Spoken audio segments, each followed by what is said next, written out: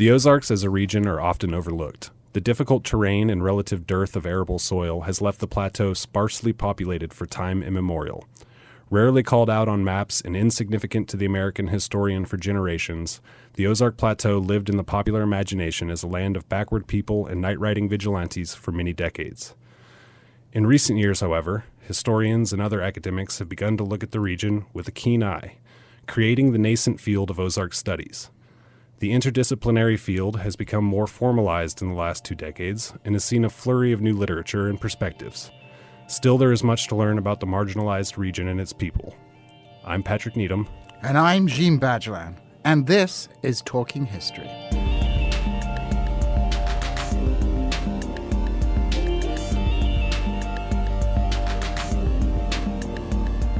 We're joined today by the Noel Boyd Professor of Ozark Studies here at Missouri State University, Dr. Brooks Blevins. In his most recent book, Up South in the Ozarks, Dr. Blevins collects 13 historical essays on the region spanning topics from race relations to stream and river conservation to the once ubiquitous country store. Dr. Blevins, welcome to Talking History. Thanks, Gene. Thanks, Patrick.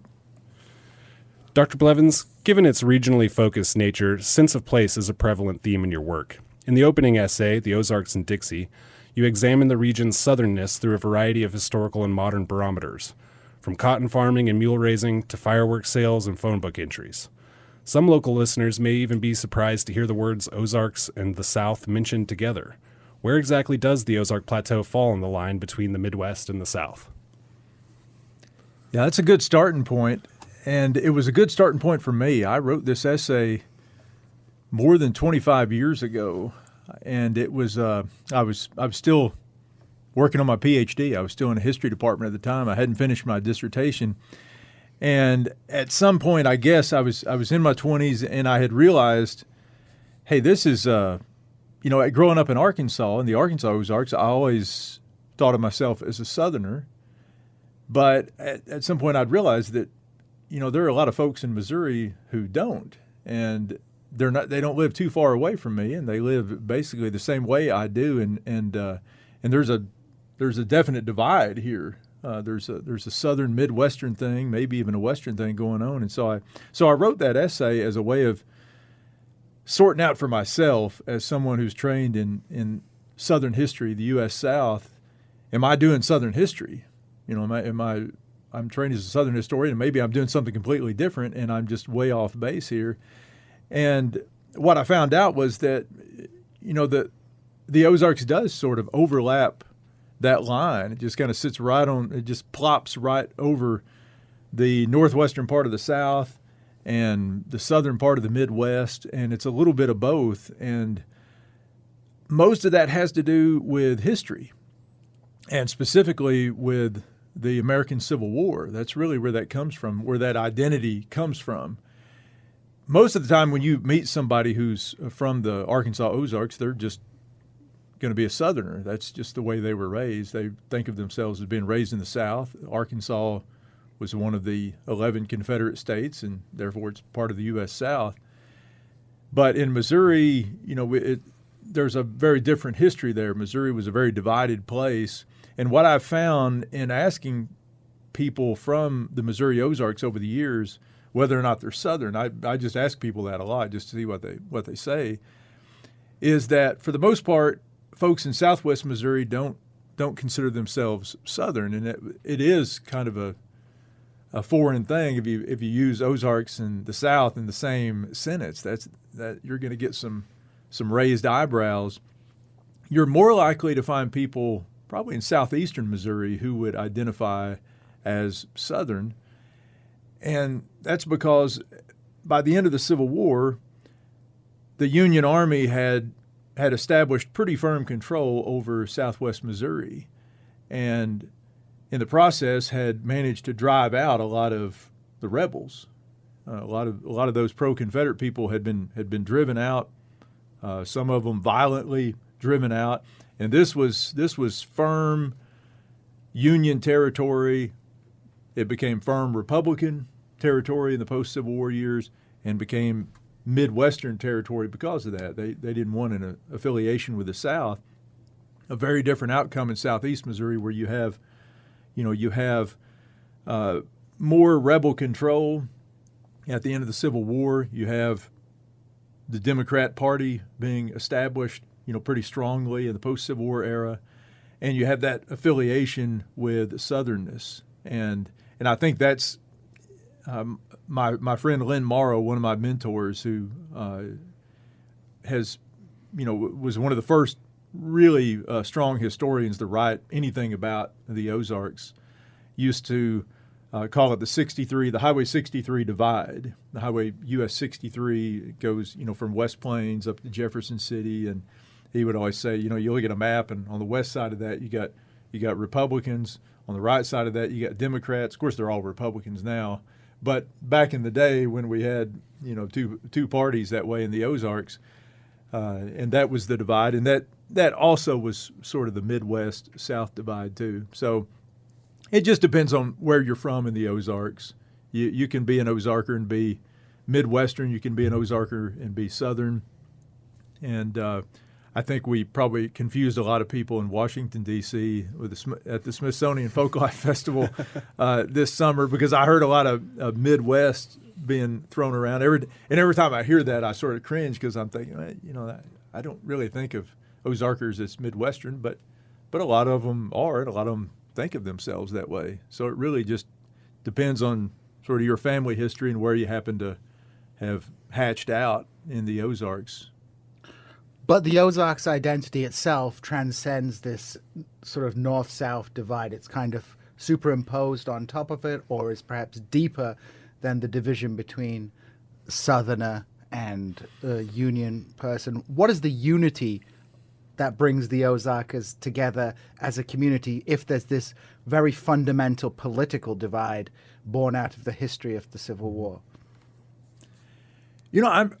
I'm not completely convinced that there is a unifying Ozark identity at this point. I think it's getting stronger, but I think there are a lot of people in the Ozarks who just grow up in the hills. They don't necessarily grow up in the Ozarks. I know I did that. I grew up on a farm in a rural county in Arkansas with no stoplight, and we never really thought of ourselves as being in the Ozarks. The Ozarks was always somewhere else. The Ozarks was a brand, so it was what KY3 and Channel 10 in Springfield always talked about on TV. So it was there wherever they are. It was the Ozark Folk Center. It was Branson. The Ozarks was kind of a brand, and it was only when I was in college that I discovered that I was from the Ozarks, and thought, would have been nice if somebody would have told me that before I had to read it in Milt Rafferty's book. But I do think that identity is getting stronger. For the most part, though, I believe people in the Ozarks are like people in a lot of different places. They have different levels of personal identification, affiliation, and I don't know, for most people, you probably go several rungs down before you get to Ozarker identity. But I do think that's getting stronger as people like me just incessantly talk about it. That pesters other folks to death, and it reminds them all the time. And the brand, I guess, to use that modern term, the brand is getting stronger as the Smithsonian helped us out a little bit this past summer. Well, in one of the essays in this collection, Time Zone Away and A Generation Behind, you present various examples to argue that just about everything Appalachia did, Ozarkers have done too, only later. How is this historical kinship, as it were, formed? What is the relationship between Appalachia and the Ozarks, where often we hear kind of comparisons between the Ozarks and Appalachia, even though they're distinctive geographical regions? What is the connection born out of that? Yeah, if you look at westward Anglo-American migration in American history that tended to happen in parallel lines. People tended to move pretty much due west from wherever they were. And if you grab a map and you look at what's due east of the Ozarks, it just happens to be a much bigger version of the Ozarks in a lot of ways. Appalachia is, they're higher mountains. It's a bigger, broader area that touches on a lot more states than the Ozarks does. But there are great physical similarities between the two regions. And the Ozarks just happens to be pretty much due west of Appalachia, so you didn't even have to get off that, that American sort of westward migration tradition. So what happens is, really in the years before the Civil War, most of that Anglo-American migration comes from Appalachia to the Ozarks, or at least the Piedmont and greater Appalachian region. That's where most of the folks come from, and they transmit their culture, their life ways to this place where it's very easy to just recreate those lifestyles and life ways that they've had. They don't really have to change anything. They can keep farming the way they were farming because the land is similar. It's similarly infertile and bad in a lot of ways, but it is very similar. They bring their religious traditions with them and their musical traditions and all of these lifestyles and life ways that they had, and they in many ways recreate this kind of western wing of Appalachia, and in the process of creating what you might call the mountain South or the upland South in general. And then, a lot of folks, after seasoning in the Ozarks for a couple of generations, go and, recreate that in other places. But so there's that definite physical connection between Appalachia and the Ozarks that anybody who lives here and has spent much time in Appalachia, you feel that immediately. And then those cultural traits continue on for years.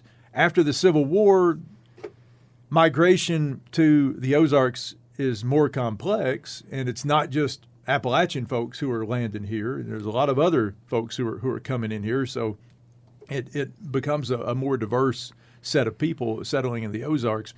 But a lot of what it is that we think of when we think of the Ozarks has already been established in those first 60 years or so of the 19th century. And that's a very strong cultural stamp that continues mostly throughout the 20th century, and so we still have those strong connections of religion and music and all these different political beliefs and all this kind of stuff between Appalachia and the Ozarks today.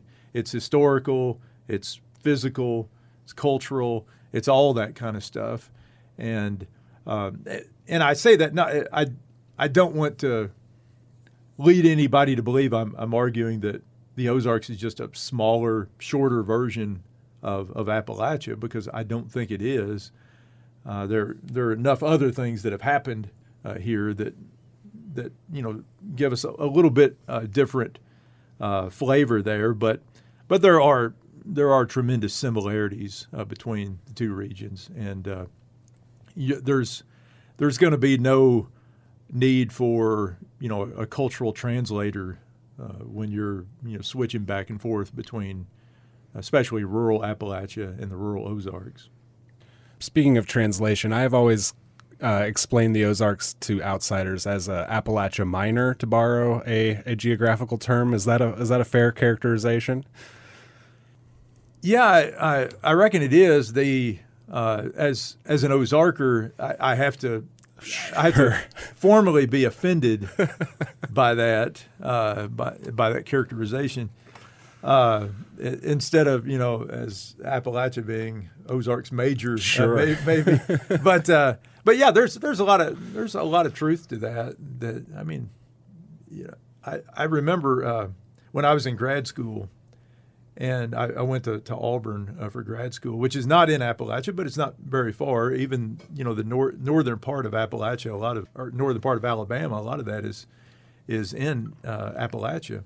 And I remember one Thanksgiving break. It was I didn't come home for Thanksgiving. I didn't come back home to Arkansas, and I stayed down there. And I remember the day after Thanksgiving, I decided, well, I'm gonna head to the hills. It's been a while.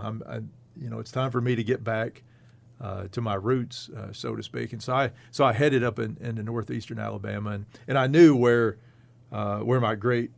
the place where my great grandfather, my great grandpa Blevins, had been born. It was right near the Alabama-Georgia line in this cove between Lookout Mountain and Sand Mountain, and I had a pickup at the time, and I was just driving dirt roads in this place, and I found the old cemetery where my great grandparents were buried in this cove called Deerhead Cove.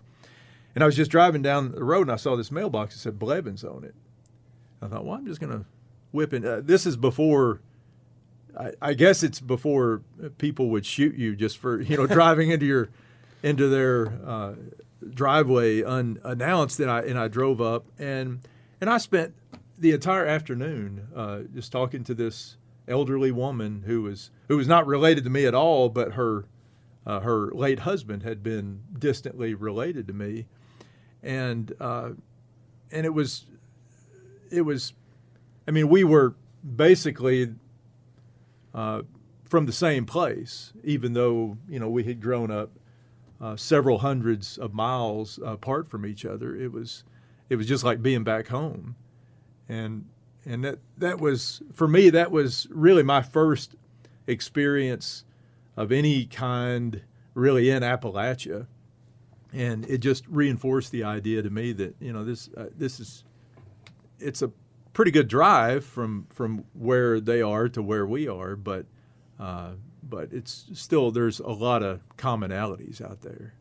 So the geography of the Ozarks and also the history of its settlement bind it to Appalachia to a certain degree. Of course, the Ozarks has its own historical specificities, its own history in the Civil War, which is obviously different from Appalachia, but this sort of cultural synthesis in the Ozarks has that element of Appalachian culture in its DNA, born out of the history of migration to the region and just the similarity in the geography. Yeah, that's much better and more succinct than I put it. So I second that. I agree with that. Even our Native American history, so much of Appalachian Native American histories is built around the Cherokee, and when the Cherokee are displaced from their ancestral homelands in Tennessee and North Carolina and Georgia and places like that, they send them to the Ozarks. The Trail of Tears ends in the Ozarks. It's what's now the Oklahoma Ozarks, but it's yet another connection that that the two regions have in common. And it's if we I guess I have to admit, Appalachian miners not necessarily a bad thing, but we could call Appalachia the Ozarks Major. Yeah, we'll do that. But yeah, there's all kinds of similarities, and that's why when I wrote my dissertation, which became my book Hill Folks, there was very little what I would call scholarly published history available on the Ozarks. Lynn Morrow had done some, and there was a little here and there you could find stuff. But for historiography, for an interpretive grounding in what it was that I was going to be doing, I relied very heavily on Appalachian historians and published Appalachian history, which was really starting to come into its own in the 1990s when I was doing that, and it's still very important for us today. I tell my friends, my Appalachian historian friends, that they can do what they do without having to know anything about us. But we can't do really anything we do without having to know everything about them. And so, we're obviously much smarter than they are because we're covering both fields. But that's so Appalachia really is it's a crucial part of our history here in the Ozarks. Even if we really don't mean anything to the folks in Appalachia because we're just some part of the diaspora, of Appalachians. Similar to the attitude British people have towards Americans, Yeah, yeah. But this is interesting as well because, of course, also the field of Appalachian studies approaches history from let's say, a different perspective from the normal way the history of the United States is taught, along state lines or the political lines of Union versus Confederacy, whereas Appalachia and, by extension, Ozark Studies are more taking a kind of geographical perspective, looking at a geographical region that has a certain geographical characteristic that is not man-made, that is not lines drawn between states, and using that as the basis for studying a people or a group, which is a kind of interesting innovation, which I assume Appalachian Studies itself was kind of an innovation at the time in approaching American history, and then sort of Ozark Studies flows out of that. Yeah, and there's almost I don't even really know how to describe it. It's in both Appalachian Studies and Ozark Studies, you sort of back into this, and what I mean is Appalachian Studies and Ozark Studies are both motivated by the social construct of those regions, the sort of 20th century American brand that develops about those regions. And of course, I'm largely talking about the hillbilly idea of Appalachia in the Ozarks that becomes so prominent by the middle of the 20th century. And I know a lot of those early Appalachian historians were motivated by a desire to refute that sort of hillbilly image, to dig beneath it and find, the real story of Appalachia, which is what we do in Ozarks history. We try to do that. At the same time, we realize that there would be no reason almost for Appalachian history or Ozarks history if it weren't for that brand, if it weren't for the stereotypes and the that social construct that has been created. So we can fight against that all we want, but in a weird sort of way, we still need that as motivation. It's the egg for all of this stuff. It's kind of the motivation. So we do eventually get back to looking at a physical region, at the history and the story of a physical region, but at the same time we're coming at it from the standpoint of this image that has been created and how much that image does or does not relate to the people who live in a physical image. So there's a lot going on there. There are a lot of different ways that you can approach this kind of history or studies of a physical region that also has an image attached to it. Well, that's all the time we have today on Talking History. Thanks for joining us, Dr. Blevins. Sure. Thanks for having me. Listeners, we will continue this conversation in the Talking History Extra podcast, which you can find at ksmu.org.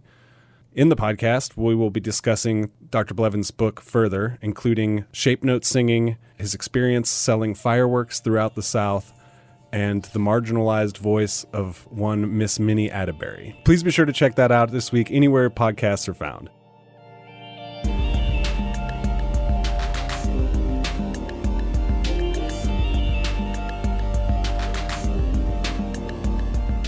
Welcome to Talking History Extra, where we will be continuing our conversation with Dr. Blevins about all things Ozarks, Ozark Studies, and the history of the region that we all love and live in. And one question we had, one topic that is addressed in your book is something that I do not know anything about, which is shape note singing. So can you just tell us what shape note singing is to begin with for people who don't know? Yeah, my essay specifically is about the 7-note tradition, which is what I guess you would call it Southern gospel shape note singing, as opposed to the 4-note tradition, which is probably best known for the Sacred Harp division of that. And the 7-note tradition, the gospel tradition, is something that is, there's kind of 3 parts of this tradition. You got your singing conventions where people get together. There were a lot of county conventions, and then they would get together in state conventions. Today, there aren't near as many conventions out there, but they'll have these conventions where people get together once a year or a couple times a year and just sing out of these shape note songbooks, gospel music songs. So you got your conventions, you got your singing schools where where what they do is they're just teaching people how to read and sing shape note music. And there are traditionally most of these shape note schools were itinerary. There would just be some guy. Usually it was a guy who had mastered shape note music and shape note singing, and might venture from town to town 2 or 3 times a year and put on these 2 or 3 week schools that would be held in a church or a one-room schoolhouse or something like that. And that's how generations of folks in the Ozarks and elsewhere, this is certainly not just an Ozark thing, it largely became mostly associated with the South and the sort of lower Midwest after a time. But you had your conventions, you had your singing schools, and then you had your songbook publishers.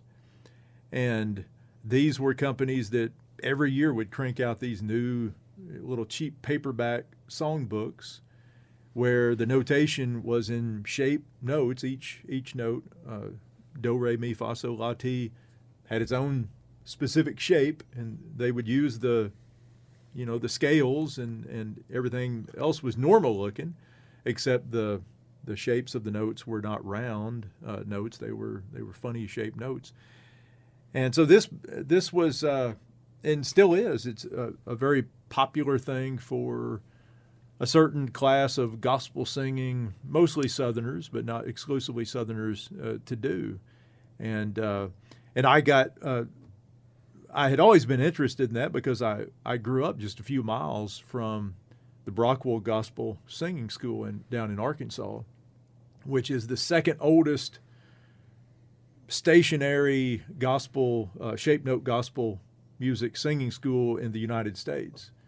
And they've been teaching shape note singing down there at this little campus that's only used for that purpose a couple of weeks out of the summer each year. They've been doing that since 1947, the Izard County Singing Convention. And the first teacher, a longtime teacher, a guy named Orgel Mason, started that in 1947. My dad, my grandparents sent my dad when he was a kid, completely against his will. He was not musical and is not musical. And he usually tried to play hooky and hide under the bridge, the highway bridge there, and get into all kinds of mischief. My aunt went and learned shape note music. She plays the piano and is a good alto shape note singer. And but that's what got me interested.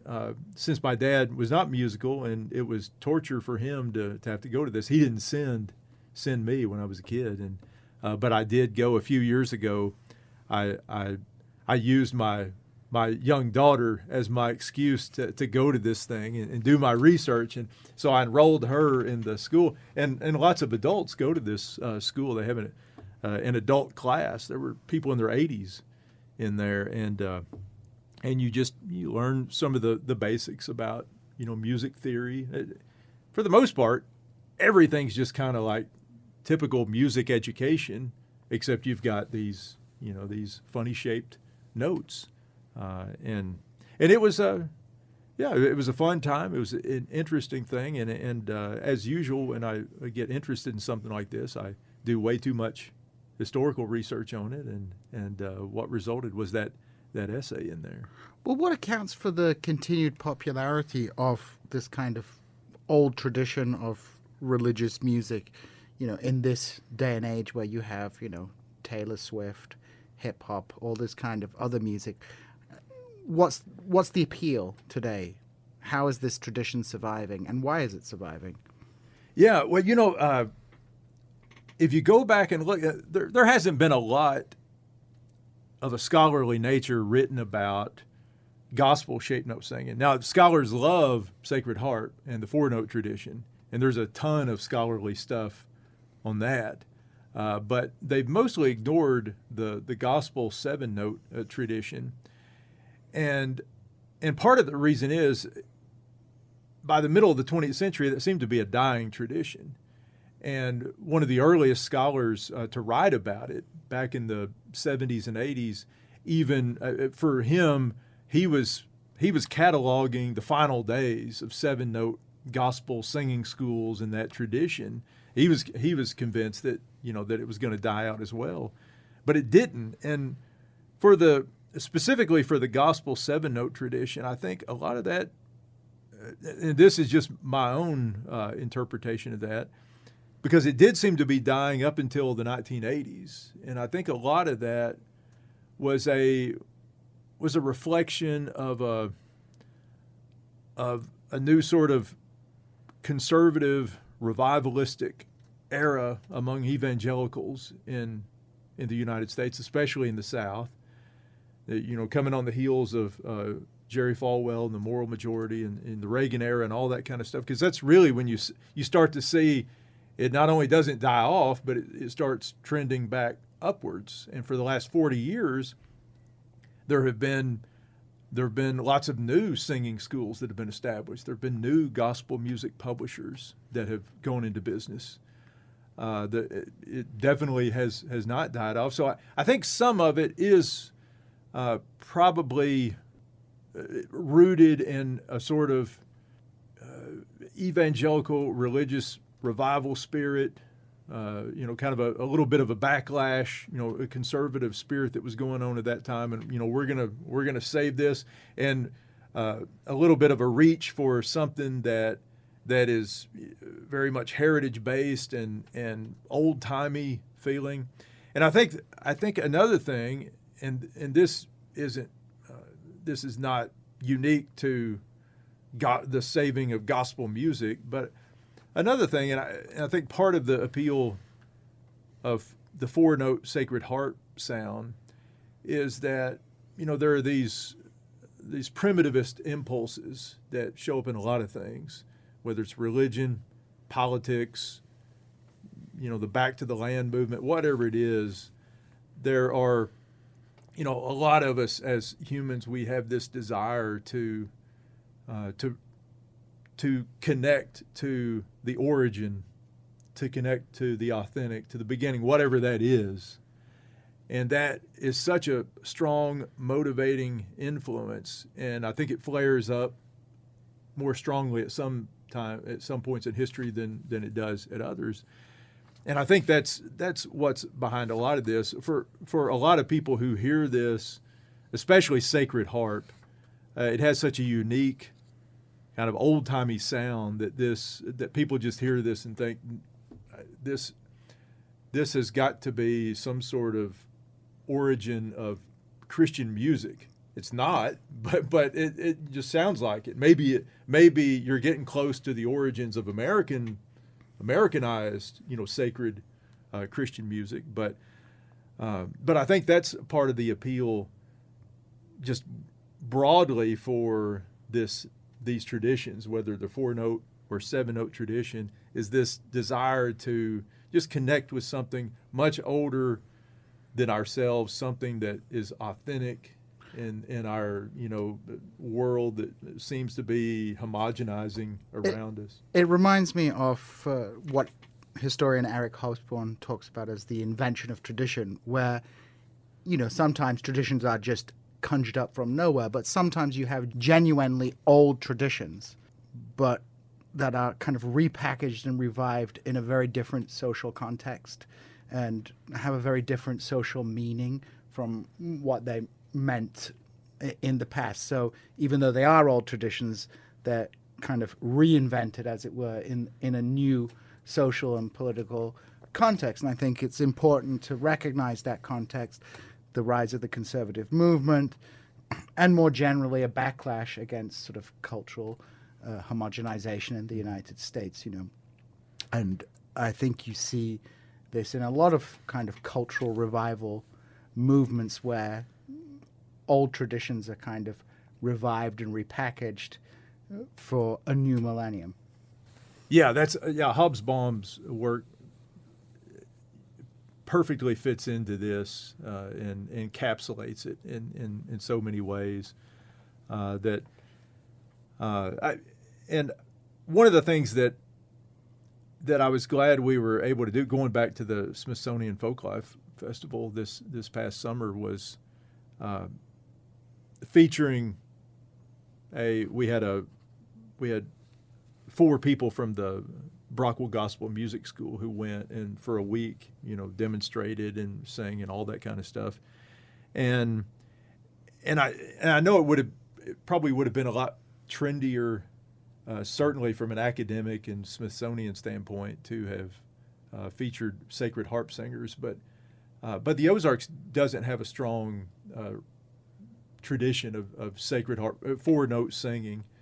There was some 4-note singings in the Ozarks, but for the most part, you're talking about gospel territory here. So I think I did think it was important for historical authenticity purposes, whatever authenticity means, to feature that at the Smithsonian. I was glad they did, but yeah, I don't expect that gospel 7-note tradition to go away anytime soon. It seems to me like it's still building and growing.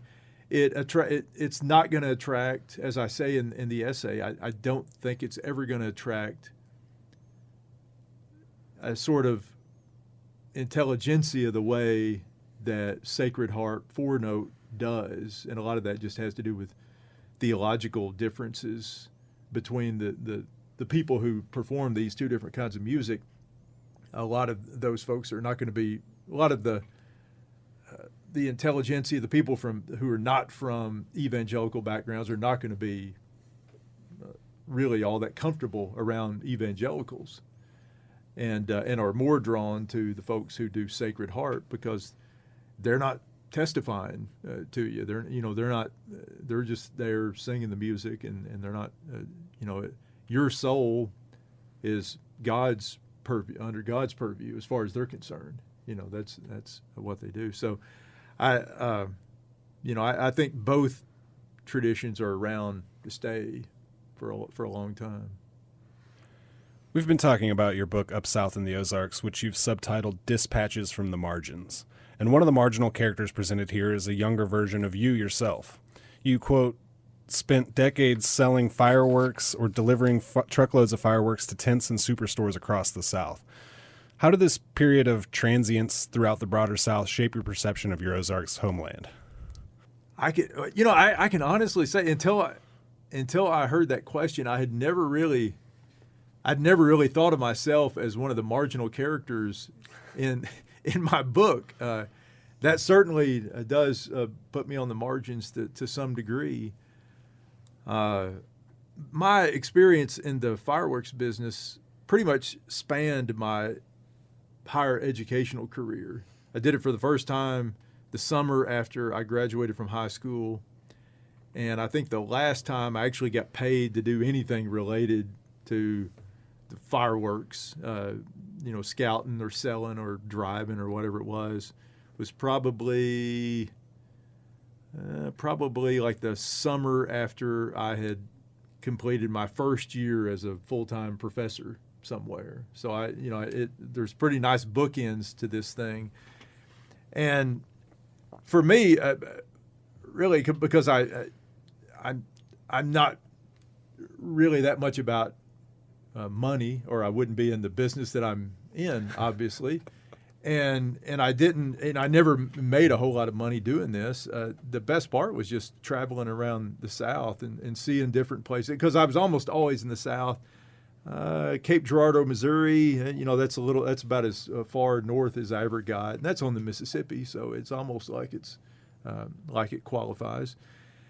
And but I really enjoyed seeing these places, West Virginia and North Carolina and Texas and Mississippi and all these various places that I ended up.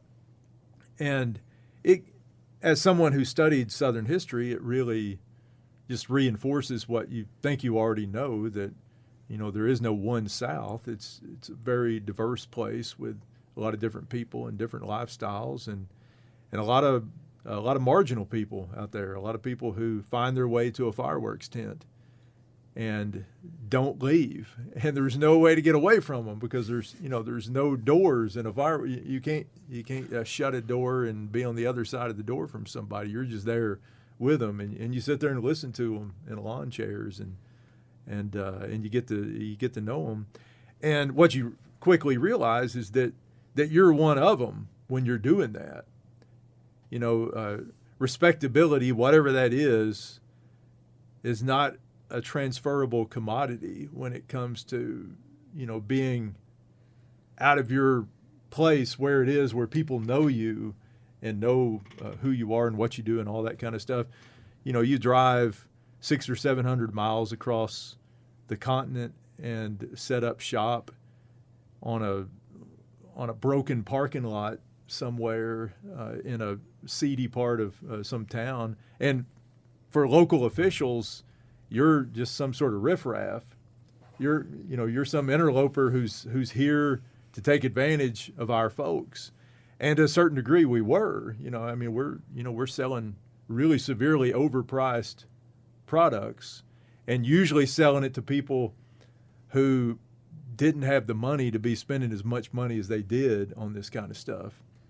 It's not rich people who spend a lot of money at fireworks tents, and so you become part of that kind of marginal population out there, if only for a brief period of time. And it's a good exercise. It's a good experience to experience being condescended to and mistrusted just because of what you look like and what you're doing. That's a learning. It's an experience that unfortunately a lot of people don't have to dress up as a fireworks salesman to experience. But it was. That part of it was interesting in a kind of sociological way, I guess, just to experience that kind of thing, where when you go in the city hall or whatever that somebody thinks, what's this guy up to? This is something fishy is going on here, and they're trying to pull one over on us. But it was a good experience. It was a good way to make a little money and help pay my way through school, and to put a lot of miles on the old pickup truck. Yeah, well, I have noticed people here do like fireworks quite a lot, especially in the South. Having fun with fireworks seems to be just, kind of a rite of passage, that people are involved in an activity that is just,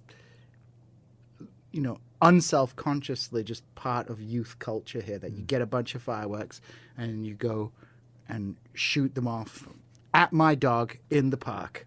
Yeah.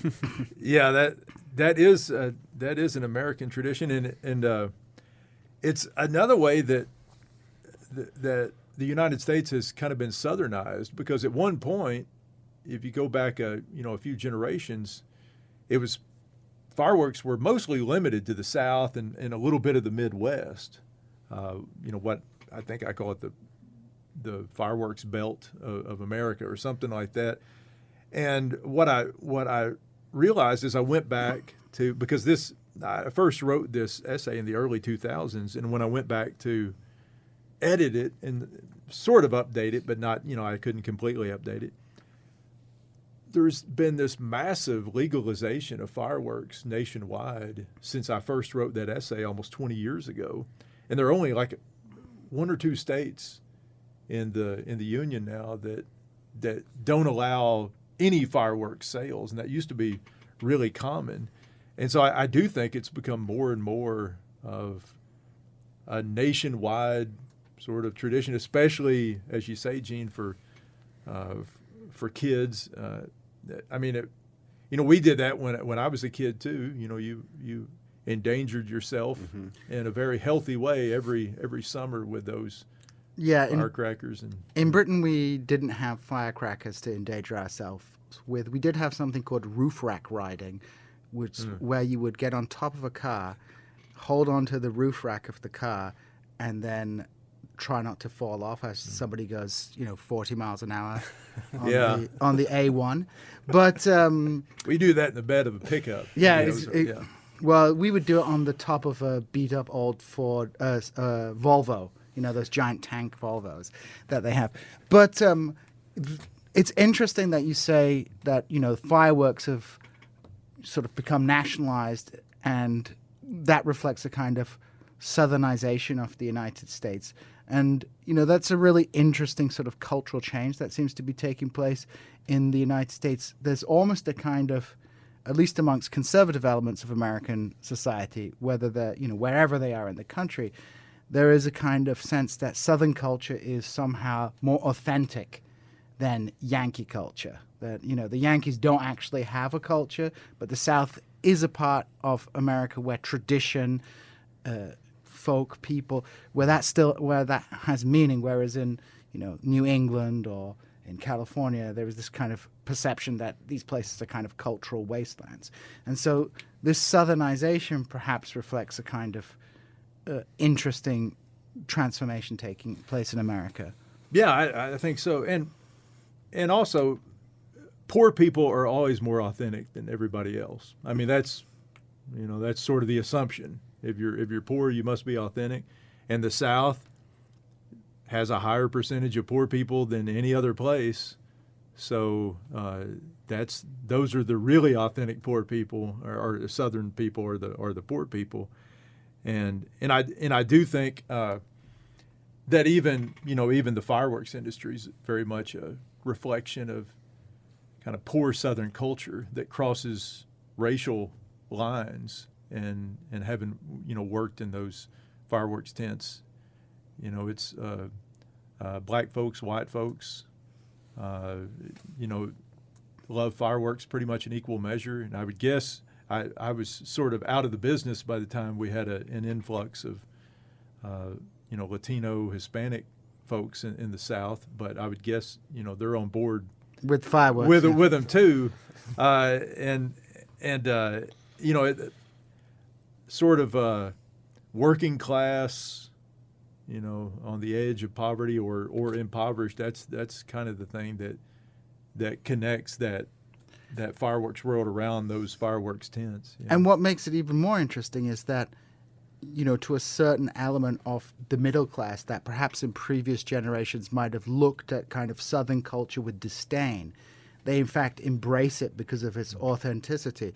I mean, you have similar tendencies in Britain. I remember one of my old professors was a middle-class Glaswegian who had a very distinctive middle-class Glaswegian accent, which doesn't really exist anymore because the middle classes of Glasgow tend to try and affect a more like working-class accent. And there seems to be a kind of tendency amongst a significant portion of the middle and upper class in provincial America, quote-unquote provincial America, to adopt the affectations of quote-unquote hillbilly culture. to embrace it, although it becomes almost Disneyfied in the process of that embracing. So, you end up with something like Bass Pro Store, which is like very hokey in a way, very like a very inauthentic authenticity. Yeah, I think there's a lot to that. I think a lot of folks, and this is, we probably see it more strongly today because we're in a period now where there isn't that sort of pressure to assimilate as there has been through much of American history. If anything, there's more pressure to distance yourself from whatever it is that would be considered the American norm, kind of the white bread norm. You want to embrace something else that's out there, whatever sort of authentic folk culture you can find. You want to have anything other than upper middle class suburban generic whiteness. I mean that's what you're avoiding. So I think there definitely is a desire to do that, and a lot of times it does land wrong. If you don't, because if you're appropriating something, usually it's going to be awkward, and that includes appropriating hillbilly Southern culture as well. We're probably not going to. You're probably not going to get called out so much for it, but you may look like an idiot in the process of trying to pull that off. Kind of keeping to the topic of authenticity and even poverty, you uncover what I would describe as a true Ozarks original, the marginal voice of one Minnie Atterbury. She was a single mother and grandmother who kept increasingly meticulous diaries about her family's hardscrabble life in Searcy County, Arkansas. Can you tell us what make these often mundane chronicles so remarkable? Yeah, Minnie. I was just plumb obsessed with Minnie for a long time. I stumbled across her diaries at the University of Arkansas Special Collections about 10 or so years ago, when I was doing research for my history of the Ozarks trilogy, and I was just trying to read everything, everywhere that had anything to do with the Ozarks, and so I just saw it and started reading those. And Minnie was she lived on this rough hillside in Searcy County, Arkansas, and she had actually grown up in Illinois, so she wasn't even a native of the Ozarks, but would very much fit the image of a marginal Ozarker that we might have today. But she landed in the Ozarks and lived in poverty almost the entire time that she was there, and lived much of her life with her grown, unmarried adult son, Lawrence. And when Lawrence died in the early 90s, he still lived in that house with no indoor plumbing, no water in the house or anything like that, and didn't have children. And a neighbor saw and saved some of those old diaries that Minnie had left behind, and some that Lawrence himself that he had written. And they ended up, fortunately, at the U of A Special Collections. Not all of them, many of them were destroyed because there's just, there are big gaps. And I'm assuming that as obsessive compulsive as she was, that she was keeping these pretty religiously for years and years. We just don't have many years because they probably got thrown away or something. And what really interested me the most, not only her story, because it's very unusual to come across an extensive collection of diaries for somebody from that station in life, somebody very poor, and who had no connections to anyone who mattered in the very least, and rarely ever left home to see anyone else besides her son Lawrence. And yet you just have this extensive blow-by-blow recounting of her daily life for the years that we have those. So that in and of itself was unusual. And then at some point in her diary keeping, she had started writing in the third person. And so she would refer to herself as Minnie did this and Minnie did that. And there's this kind of detached voice. For whatever reason, we can speculate, but we'll never know exactly why she wrote that way. Another unusual, not unheard of, but unusual, especially again for someone living in poverty and relying on government commodities and just barely getting by and almost dying at one point because she was so poor and undernourished. So I was just taken by that, and she was well read. She'd been a school teacher early in her life, and she was a good writer. She was very matter of fact, and I don't think she ever tried to be funny at all. But many of the passages were very funny to me in sort of in a dark way, and again, completely unintentionally. But a lot of her stories of her interactions with her son Lawrence were just really funny, and her interactions with other people. She definitely had some stuff going on psychologically that made her a singular type character, and I can only imagine what other people thought of her. They're probably scared of her because she was this very smart, strong-willed woman, in a day and time when that wouldn't have been a terribly acceptable thing, and in a place where that wouldn't have been. So I really, what I wanted to do was I wanted to just do like a book on Minnie, and I was so disappointed. I tracked down a couple of her. They would have been great grandchildren, and one of them told me that we used to have an entire trunk of stuff like letters and other. We don't even know what it was because we never looked at it. But we just had this trunk of stuff of hers, and it got destroyed when a basement flooded one time. So and they just threw it away, and they had this wealth of who knows what all was in there, but it was a missed opportunity, and it was a sad thing for me, just because we didn't. It limited the amount of voice of hers we were able to hear, because I really was just fascinated with that. Though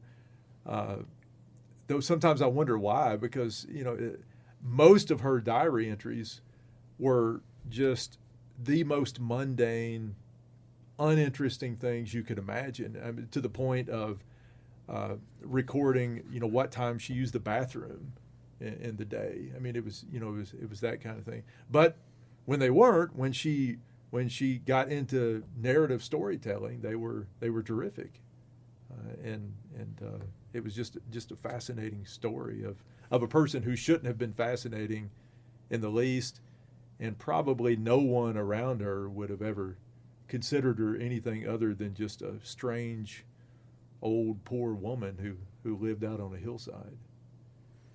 Well, Dr. Blevins, thank you so much again for sticking with us and discussing the Ozarks in Talking History Extra.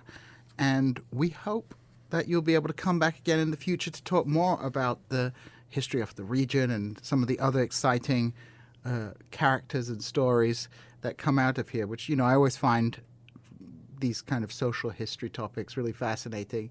I mean, I completely understand your interest in mini-Atterbury because, again, often when you study history, the most interesting people are the normal people, the people on the margins, because they're the people we rarely have the documents to know what their lives were like. So, sure. Yeah. So this has been a fascinating conversation, and I hope we can continue it again in the future. And for all you listeners out there, remember to tune in next month at the same bat time and the same bat place. That's 12:06 p.m. on the first Thursday of the month. On KSMU. On KSMU, sorry. On KSMU. You're still not very professional at this, are we?